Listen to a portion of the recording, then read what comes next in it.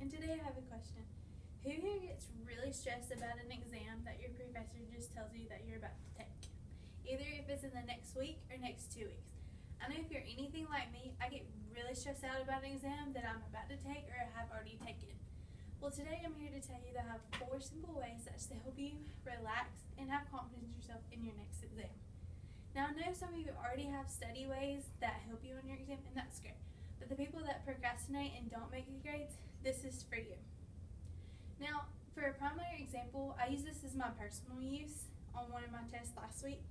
And my ending results, I got an A on my test. So I promise you, this works. So with 4 major points throughout the whole non-stress relief test exam week and a couple minor points, you're going to be perfectly stress relief for your exam.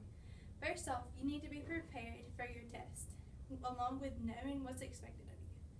Second off, on test day, just relax. It's just a regular test. And then third, when you have the test in front of you, just relax and take your time.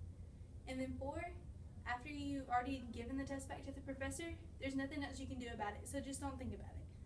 So I'm going to take you back to step 1, where it says prepare for your test. Always know your material that you're expected to do for the test.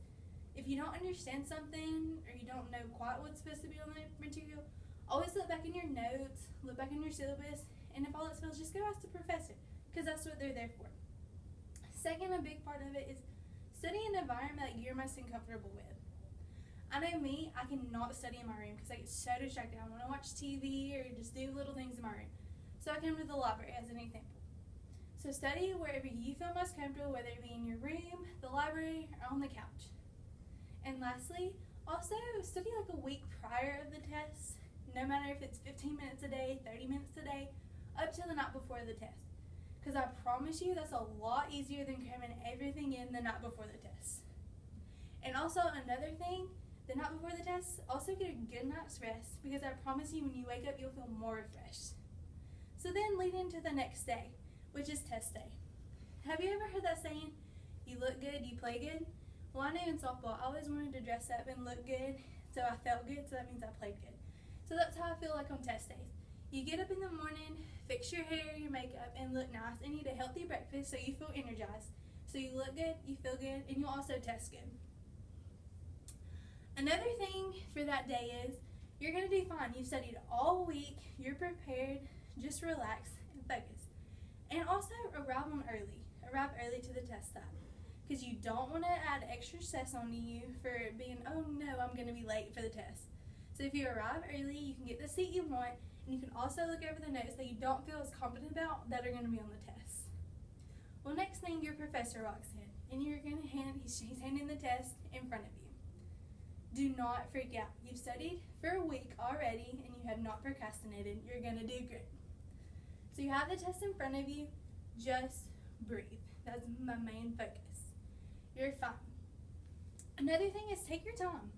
Do not rush through the test, because 9 times out of 10, if you rush through the test, you're going to do bad. So take your time, and my philosophy is I go through all the questions that I know and skip the ones I don't know. You go back to the ones that you don't know and look and see if there's answers possibly from the ones that you do know. And last, also ask your teacher for help if you don't understand something. Because if you don't understand something, they might can explain to it better than what the test question's asking. And then you might get it right instead of getting it wrong. Well, lastly, after you turn the test in, do not forget about it. And I know it's a lot harder said than done, but just don't think about it. The test is turned in, there's nothing you can do about it now, so you're fine. You've studied all week for it, it's time for you to relax and have fun. Go back to your room, go hang out with your friends, chill on the couch, watch Netflix, whatever you think is fun for you. And when you get your test back, either if you did great, that's all amazing. You know, go have fun and celebrate then. But if not, just take it as a learning experience, because I promise you, you'll do better next time. Now, I know this is a long way to study, but I promise you it's worth it. And I know everybody has different ways to study, but I promise you, if you take the time and prepare for your test to study, along with not stressing out the day of, and then breathe while you have the test, and not stressing out after, you'll do great on your next test. Now I'm going to leave you with this note. Do not compete with others or compare yourself to others, because people do different ways and study for different things, and the only person you compete with is yourself.